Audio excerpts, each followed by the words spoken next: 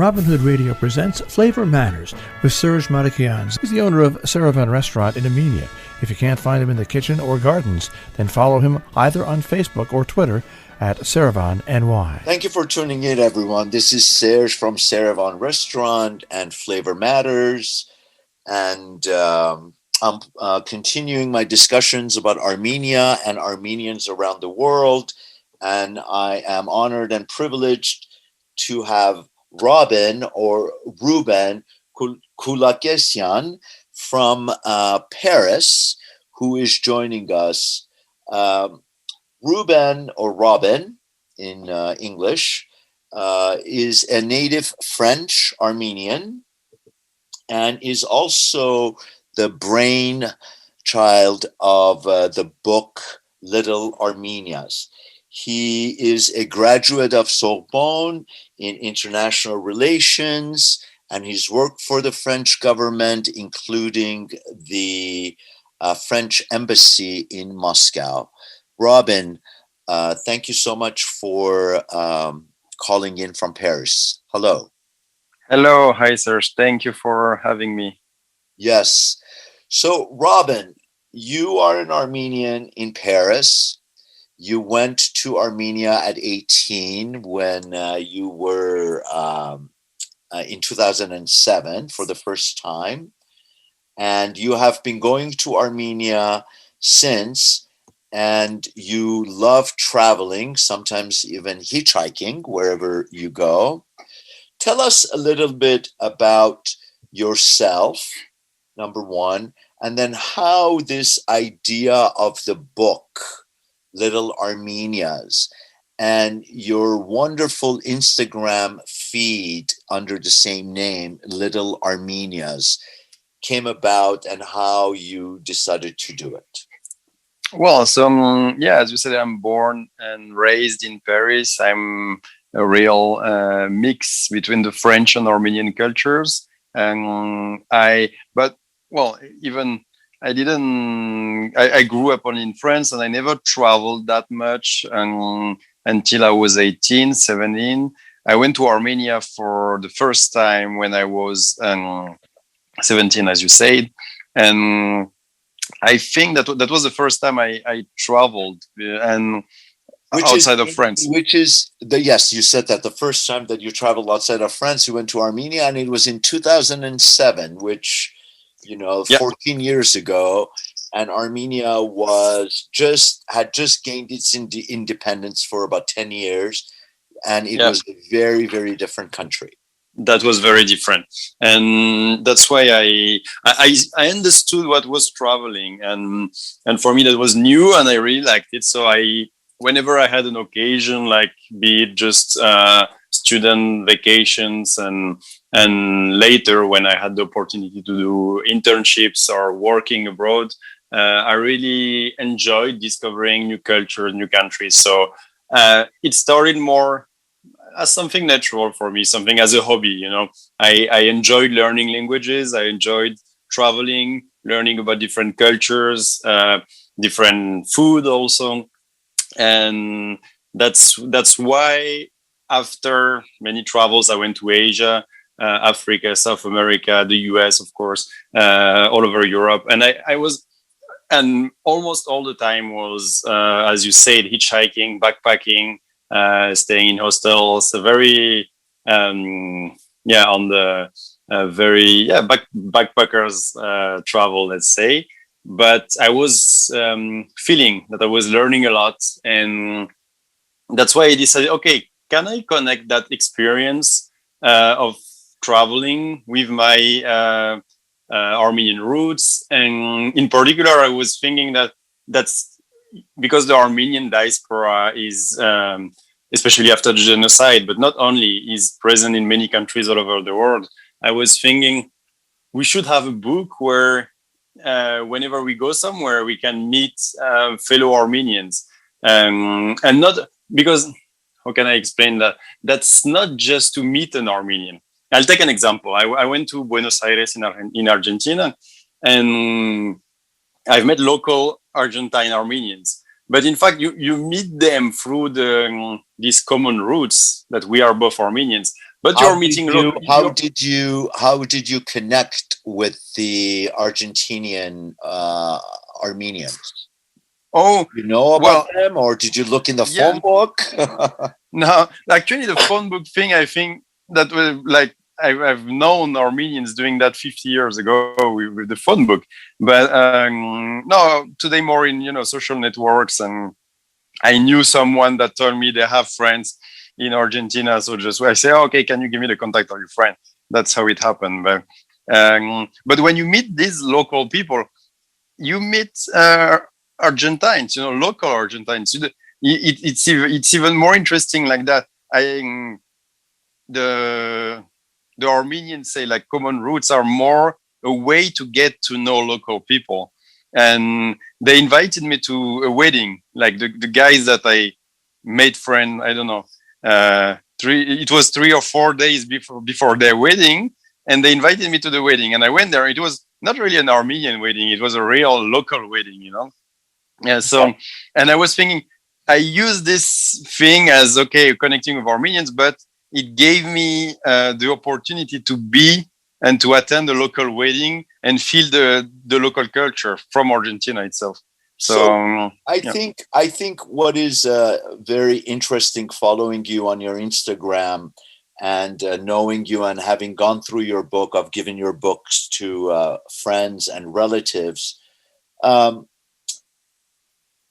And this example of being in Argentina and going to an Armenian wedding and recognizing it as not being as a real Armenian wedding, but more of an Argentinian wedding.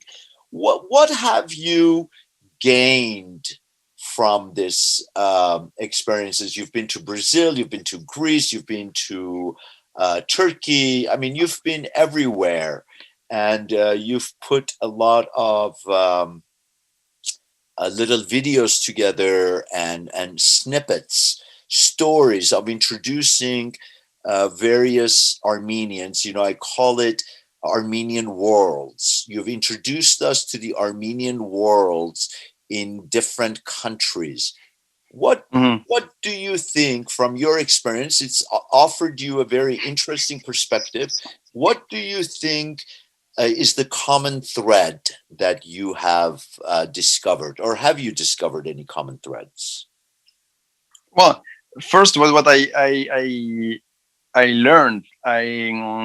It teaches a lot about identity, because anyone, not just Armenian, you build your own identity around, when you're a teenager, around family, friends, school, the neighborhood you grew up in, and usually, and you put names on that. So I was thinking, that's because of my French culture. This is because of my Armenian culture. But then you'll travel and you'll meet other Armenians that have totally different definition of what's the Armenian culture, that what you were thinking when you were younger. And it could be the same about French. It could be the same about anything. The definition of your own identity you make when you are like younger. These travels made me think way wider and more open about what it is to be an Armenian, for example. The common, I was even surprised that there is not much of common features, like something that an Armenian in Siberia would have exactly the same way as an Armenian in Sao Paulo, Brazil.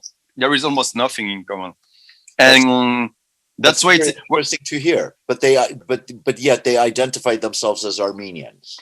I always say, people say, so what's the thing we have in common? And I always say it's the past and the future.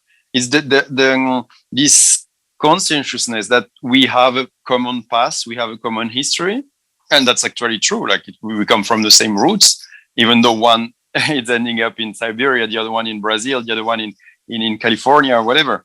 But this idea of having a common history and sharing also a future together, because in some way we have a common future as Armenians, wherever we are. So I think the freedom it gives is very interesting, because then you can think and say, okay, but it gives me a lot of space to define my own way of being Armenian, and that was something I thought very interesting. That's a good point. Let me reintroduce you. If you're just joining us, this is Serge from Flavor Matters and Servan Restaurant, and I am speaking with Robin Koulaksezian in Paris, and we are talking about the Armenian diaspora all around the world. And Robin, or Ruben, as we would say in Armenian, has put a book together. He's the brainchild of the book called Little Armenias, and he's traveled all around the world to put these Armenian communities on the map. So you said that it has opened up the definition of being an Armenian. You, as an Armenian, as a European Armenian, more specifically as a French Armenian who has a Armenian father and a French mother, and heritage from Aleppo, Syria. So Western Armenians. How has your travels and your expedition, because it's really an expedition of Armenians, at least that's what it appears to me, how has that defined you said that one thing that we have in common is our history and our future. How has that impacted your own personal understanding? Oh, as a French many ways. Uh-huh. Many ways, but I'm not sure if I can like separate what was about traveling and what was about.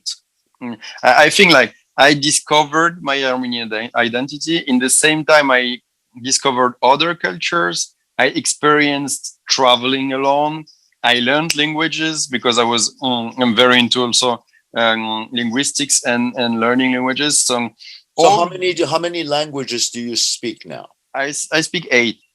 You speak 8 languages? Yeah, 8 languages, kind of almost fluently. Yeah. Like I have a very good conversation in 8, and I can have a few words conversation in a bit more. Yeah. That's because the fact that I travel alone, it gave me you don't have the choice. You have to learn a bit of the language.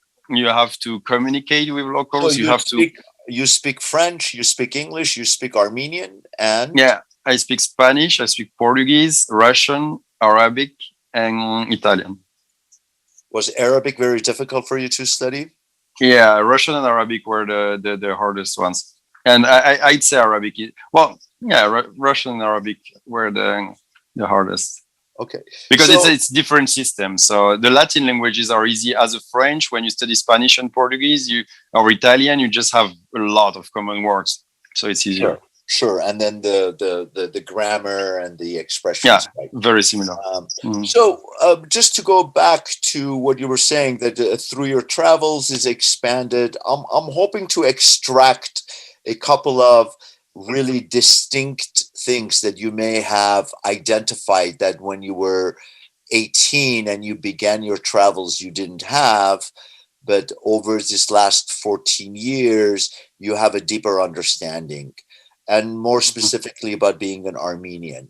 Can you identify maybe 2 deeper things that make more sense for you, or they're more solidified? Or maybe you realized that there were certain things that were fallacious, and I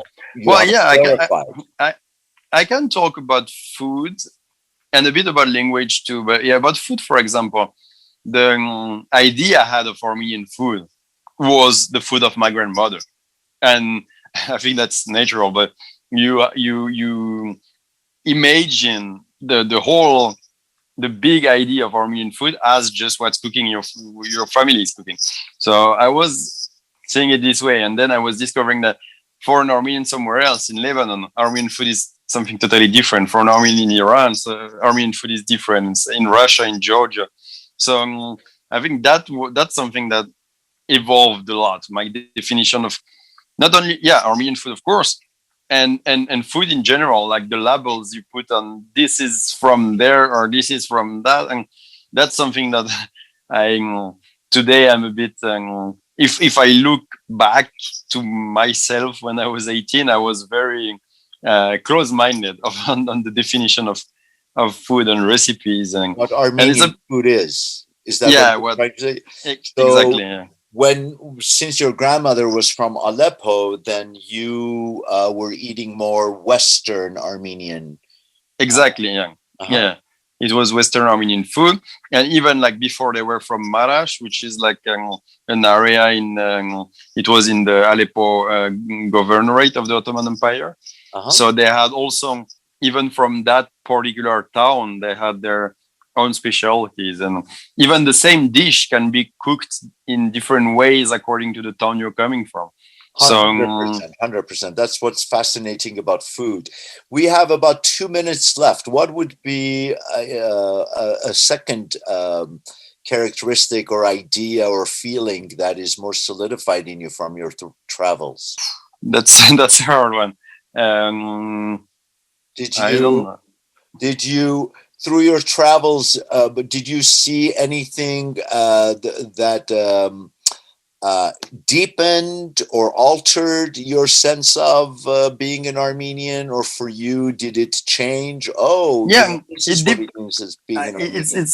very complicated to find one answer, because I'm not. I can tell, like at the end I feel more like that, but that's very hard for me to tell where it came from. Is it from the travels? Is it from friends? Is it from I don't know. And I'm constantly modifying my definitions of things and my own identity and everything. That's a constant evolution, and I'm always open to more. So I don't really see one particular step or something that really changed everything, but it deepened, of course. I think knowledge, I'd say what I have now that I didn't have at 18 is knowledge. Definitely. It's like more knowledge, knowing more about history, about languages, about family stories also. I have more knowledge. So, well, Robin, you have really given me a beautiful segue into our next segment. I hope you will stick around so we can record one more conversation together. This is Serge from Serges Restaurant and Flavor Matters. I had the pleasure of speaking with Robin Koulaksezian in Paris, and I hope that you will tune into our next conversation. Thank you. Flavor Matters is a joint production of the Serges Restaurant and Robin Hood Radio. For more information on the Serges Restaurant in Armenia, New York, serges.com on the web.